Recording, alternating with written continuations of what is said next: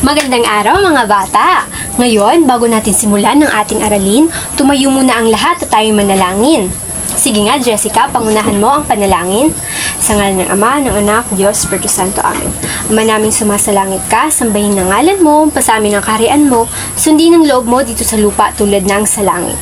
Lord God, gabayan niyo kami sa aming mga gawain na aming gagawin.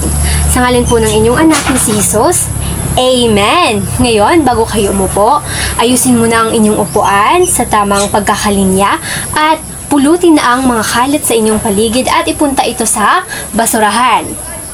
Sige, maraming salamat. Maaari na kayo umupo.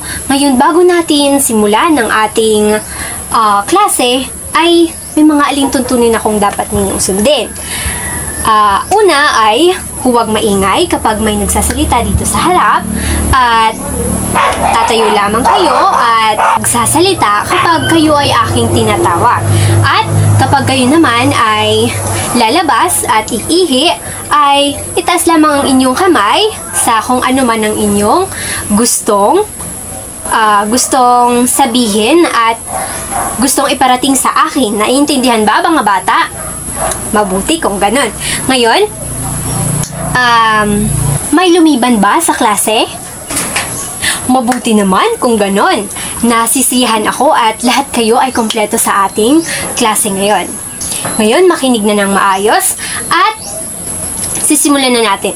Ngayon, bago tayo magsimula ulit sa ating talakayan ngayong araw ay lalabas muna tayo. Gusto niyo ba yun? Pero, hindi tayo maglalaro. Tayo ay lalabas upang tingnan ang kapaligiran. At habang tayo ay naglalakad, kakantahin natin ang kantang pinamagatang Magtanim ay di biro. Alam niyo ba yon? Sige nga, kakantahin natin yon habang tayo ay naglalakad. Ngayon naman, narito ang mga susundin nyo habang tayo ay nasa labas. Uuna ako sa paglabas at susundan nyo ako. Hindi kayo pwedeng lumabas sa linya. Susundan nyo kung saan ako paroroon. Naiintindihan ba? Sige. Halina't sundan ako. Magtanim ay di biro, maghapong nakatayo. Okay, at ngayon naman magsipo na ang lahat. Okay, dahan-dahan. Ngayon naman, mga bata, nagyahan ba kayo sa ating ginawa at paglabas at pagtingnan sa kapaligiran kung ano ang meron? Sige nga. May mga katanungan ako rito at gusto ko isa-isahin ko kayong tawagin upang malaman ko kung ano ang inyong naobserbahan o nakita sa ating paglalakbay kanina. Sige nga, simulan nga natin ang katanungan kay Patrick. Sige, ikay tumayo. Sige nga, ang katanungan ay ano-ano ang iyong nakita kanina habang tayo ay naglalakad at kinakanta natin ang Magtanim ay di biro. Ano-ano ang mga nakita mong bagay sa labas? Tama! Tama ba ang sinambit niya? May nakita rin ba kayong kagaya ng sa kanya? Okay. Ang kanyang nakita ay pechay, halamang bulaklak, halamang gamot, halamang prutas, at marami pang iba. Sino pa? Okay, Angeline, ano ang nakita mo? Halamang puno, magandang puno. Okay. Ngayon, sino naman ang makakapagbigay kung ano ang nakakaganda sa isang halaman na bulaklak? Sige nga, Angeline. Tama. Ang bulaklak ay nakakapagpaganda sa ating kapaligiran. At ito rin ay mabango. Tama. At pangatlong katanungan. Sige nga, Cedric. Okay. Ngayon, narito ang inyong katanungan. Paano nakakaapekto ang mga halaman sa ating pamumuhay, sa ating buhay? Sige, kahit anong sagot, ito ay tama. Magaling. Ang mga halaman ay maaaring makapagbigay sa atin ng preskong hangin, mga preskong prutas, mga preskong pagkain, at marami pang iba. Tama. Ngayon, yung ay may magandang obserbasyon sa ating paglalakbay kanina. Hindi ba tayo lumabas? Tama. Ngayon naman, bago natin tuklasin ang ating bagong aralin ngayong araw, balikan muna natin ang ating tinalakay noong nakaraang araw kung kayo ba talaga ay natuto. Ngayon, sa pamamaraan ng ating pagbalik sa ating aralin, ito ay sasagutan natin. Narito ang isang gawain na aking ibibigay sa inyo. Kung kayo ba talaga ay natuto sa ating aralin noong nakaraang araw. Ngayon, narito ang panuto. Sabay-sabay nating basahin. Panuto. Una na ang puwang sa bawat patlang na tinutukoy ng ang uri ng halaman. Piliin ang sagot sa loob ng kahon o box at pumunta sa harapan at isulat ang sagot. Naintindihan nyo ba, mga bata? Ngayon, narito ang box o ang kahon na naglalaman ng mga sagot na inyong pipiliin sa bawat patlang na naririto. Naintindihan ba, mga bata? Sige, sino ang unang magsasagot? Sige, Erica. Ikay pumunta sa harapan. Okay. Maraming salamat at nasagutan nyo ang lahat ng katanungan sa ating balik-aral. Ngayon naman, kayo nga ay natuto sa ating nakaraang araw na talakayan. Mabuti naman kung ganon. At tayo ay makapaganda na sa ating bagong aralin. Ngayon naman, may mga inihanda akong larawan dito. At ang gagawin nyo lamang ay tutuklasin nyo kung ano ang ipinahihiwatig ng larawan na naririto na aking ibibigay sa inyo. Naintindihan ba, mga bata? Okay, naiintindihan. Ngayon naman, simulan natin sa isang larawan. Narito. Ano ang inyong nakikita sa larawan na ito at naiintindihan sa larawan na ito? Sige nga, Franklin, ikay tumayo. Tama ba ang kanyang sinambit? Tama, ang larawan ito ay isang patubong halaman. Isang maliliit na halaman. Pangalawang larawan, naririto. Sige nga, Mary Joy, ano ang larawan na inyong naiintindihan o nakikita dito? Tama. Tama ba siya? Isang mga halamang gamot? Tama. At ang pangatlong larawan naman, sige nga, Mingay. Tama. Ang larawang ito ay mga bulaklak at nakakapagpaganda dito sa ating kapaligiran. Ngayon naman, sa pang-apat na larawan, sige nga, Luna, ano ang iyong nasuri sa larawan na ito?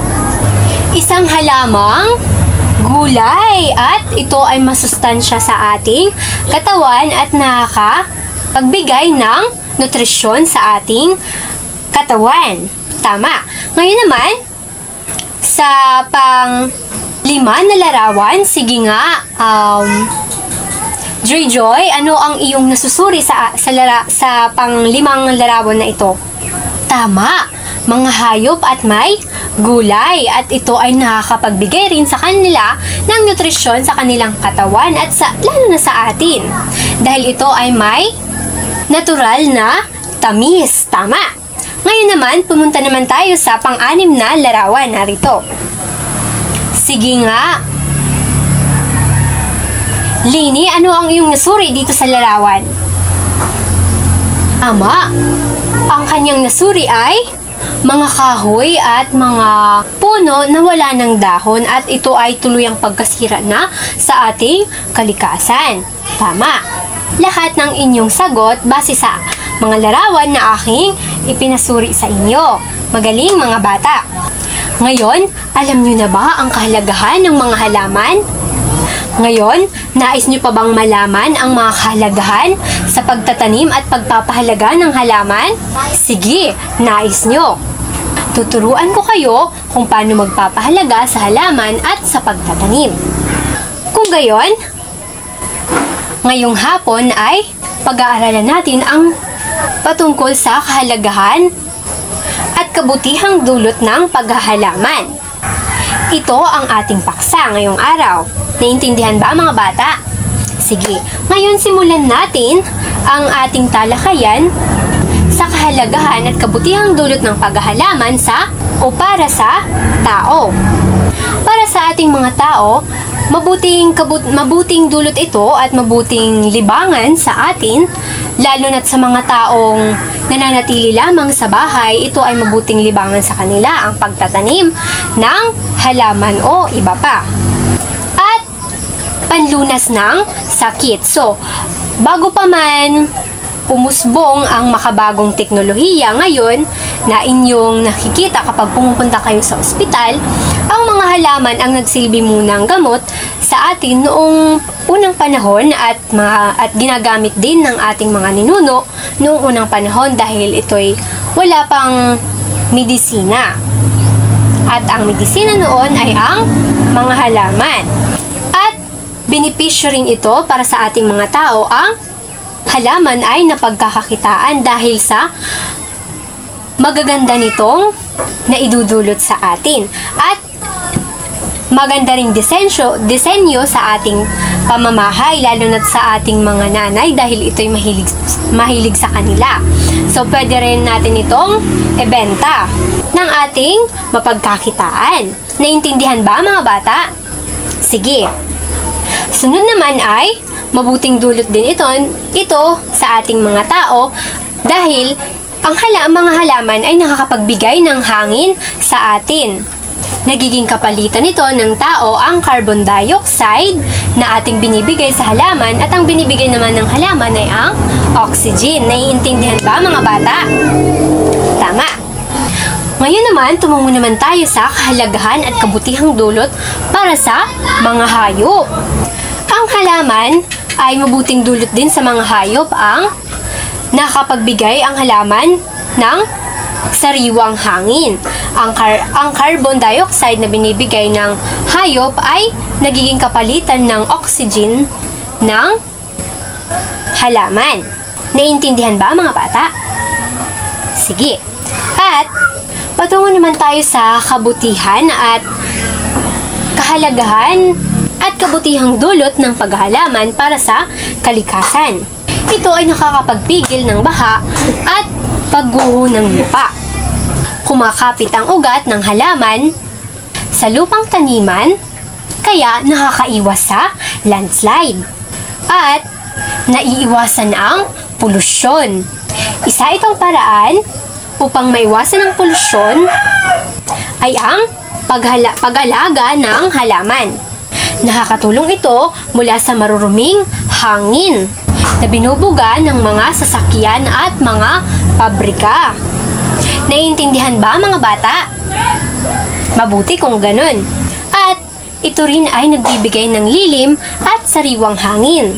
Ang mga punong nagsisilakihan kagaya ng kalachuchi, ilang-ilang at iba pa ay nagsisilbing lilim sa sikat ng araw. Kasabay nito ang pagbibigay ng sariwang hangin. Naiintindihan ba mga bata? Mabuti kung gayon. Ngayon, ang huli naman para sa kabutihang dulot sa kalikasan ay ang nagpapaganda ito sa kapaligiran. Ang mga halamang ito ay mainam sa pagpapaganda ng kapaligiran dahil sa makukulay nitong bulaklak. Naiintindihan ba mga bata? Kung gayon, iyon lamang ang ating paksa. At kung talaga kayo ay nakinig sa ating paksa ngayong araw, sa ating tinalakay ngayong araw, ay may mga gawain tayong gagawin. At ito'y patungkol lamang sa ating tinalakay kani-kanina lang. Handa na ba kayo mga bata? Sige, simulan na natin ang ating mga gawain. Mga bata, magkakaroon tayo ng pangkatang gawain. Hahatiin ko ang klase sa 3 pangkat. Itong hanay na ito ay ang unang pangkat at ito naman ay ang pangalawang pangkat at ang panghuling pangkat naman ay ang pangatlong pangkat. Naiintindihan ba mga bata? Magaling! Magaling! Pero bago yan, meron ako dito mga panuntunan sa paggawa ng inyong pangkatang gawain. Ang una ay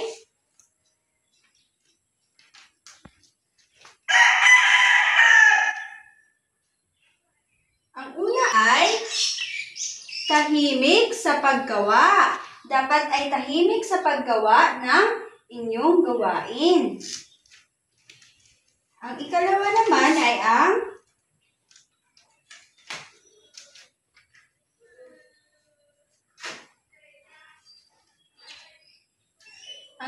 naman ay may paggalang sa ideya ng iba. Dapat igagalang natin ang ideya ng ating mga kagrupo. Pangalawang pangkat naman, ilahad nyo na ang inyong gawain. So, ang inyong gawain ay tama. Tama ang inyong mga sagot. Magaling. Pangkat 2.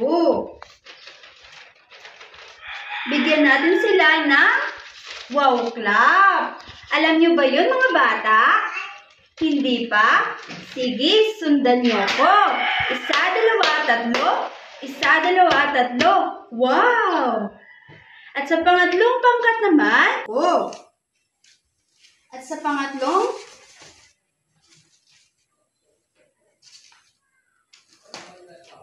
pangatlo naman ay magkaisa sa paggawa. Dapat ay magkakaisa kayo sa paggawa ng pangkatang gawain. At sa panghuling panuntunan naman ay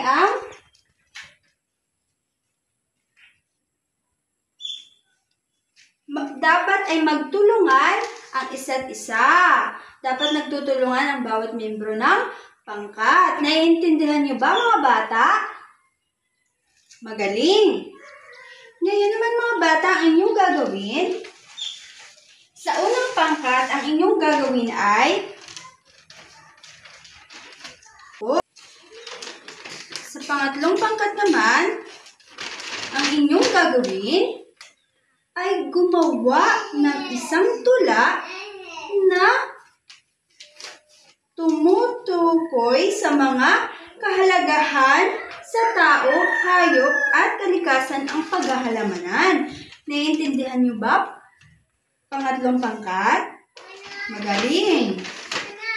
Meron lamang kayong 5 minuto upang sagutan ninyo ang pangkatang gawain. Tapos na ba kayo, mga bata? Tapos na ba ang unang pangkat? Sa pangalawang pangkat? Sa pangatlong pangkat? Magaling! Ngayon naman, kayo ay pupunta sa harapan, may isang pupunta sa harapan at iuulat ang inyong ginawa. Naiintindihan niyo ba mga bata? Okay, sa unang pangkat, ang inyong sagot ay tama. Lahat ay tama. Bigyan natin ng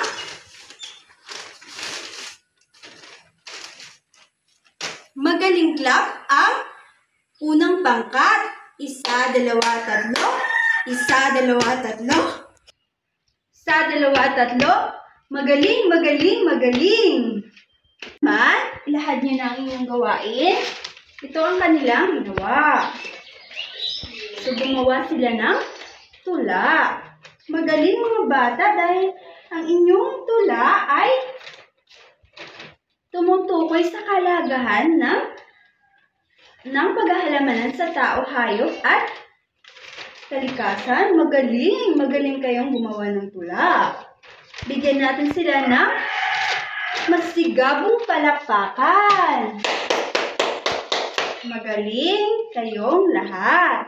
Ngayon naman mga bata, dahil tapos na tayo sa ating pangkatang gawain,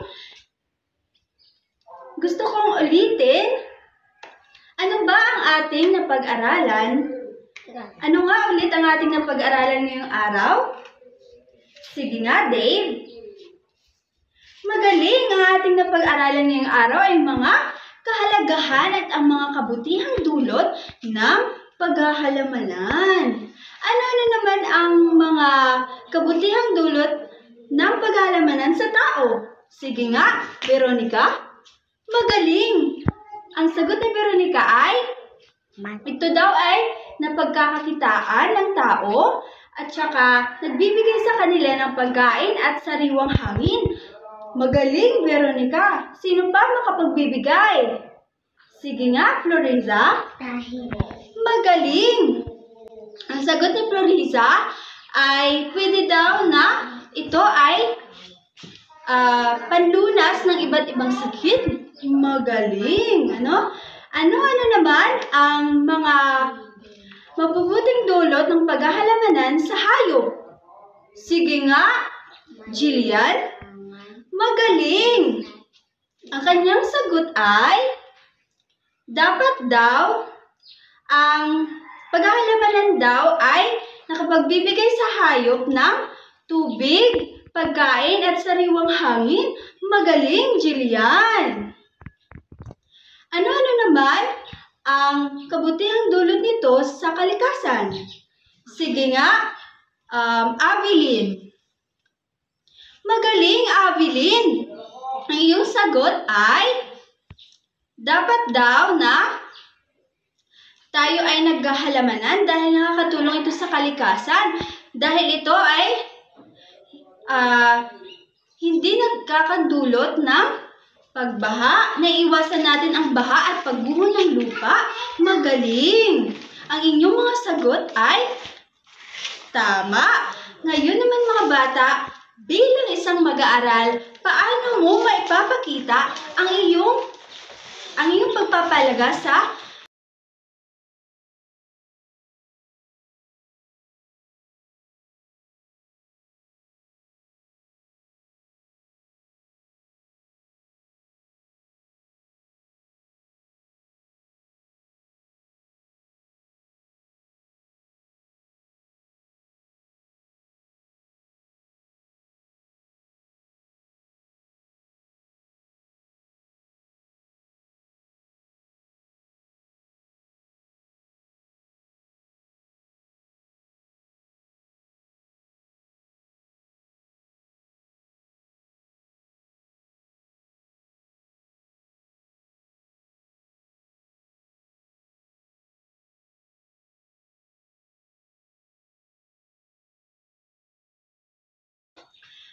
magkakaroon tayo ng gawain?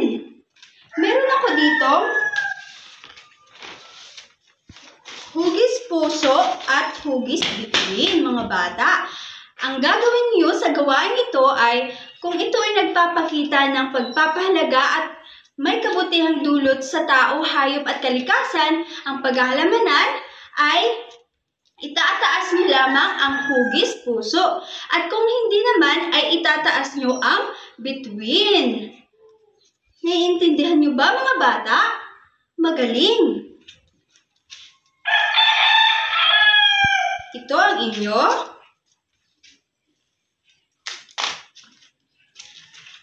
Galing, mga bata. So, may babasahin ako dito. Itataas niyo lamang kung anong inyong sagot. Maliwanag ba? So, sa unang bilang, panlunas sa iba't ibang sakit. Ano ang inyong sagot? Magaling! Ang inyong sagot ay hugis puso. Magaling, mga bata! Ang inyong sagot ay tama. Sa pangalawang bilang, na pagkakakitaan. Ano ang inyong sagot, mga bata? Magaling! Ang inyong sagot ay hugis puso. Sa pangatlong bilang naman, maraming mamamatay na hayop. Anong inyong sagot, mga bata? Magaling! Ito ay between dahil hindi ito nagpapakita ng mabuting dulot. Sa pang-apat na bilang naman, nagbibigay ng sariwang hangin sa atin. Magaling! Ang inyong sagot ay hugis puso. Magaling! Sa panghuling bilang naman ay ito ay nagdudulot ng baha. Ito ba ay nakapagdudulot ng baha? Ano ang inyong sagot? Hugis between. Magaling mga bata. Ang inyong sagot ay tama. Magagaling.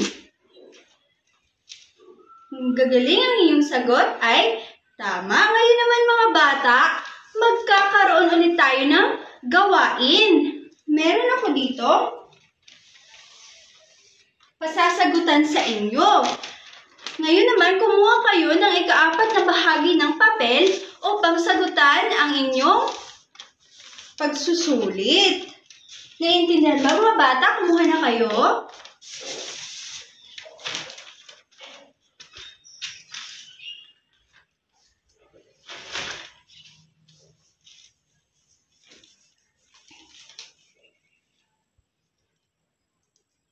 Ito ang inyong gagawin. Panuto ay, sabay-sabay nating basahin mga bata, gumawa ng isang simpleng collage na nagpapakita ng kahalagahan at kabutihang dulot ng paghahalamanan. Naiintindihan niyo ba mga bata ang inyong gagawin?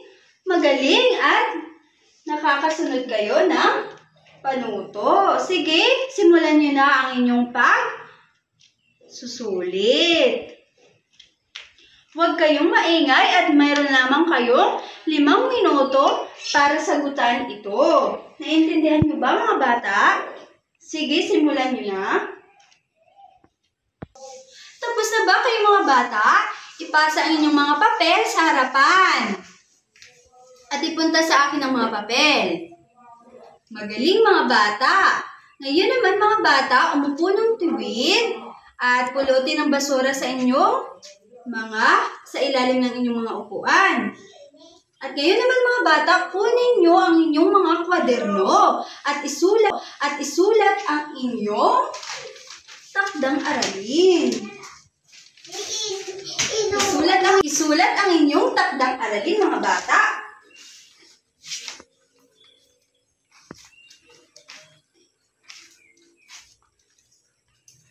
Ngayon mga bata, bago nyo isulat, basahin natin muna ang panuto upang malaman ninyo kung anong inyong gagawin.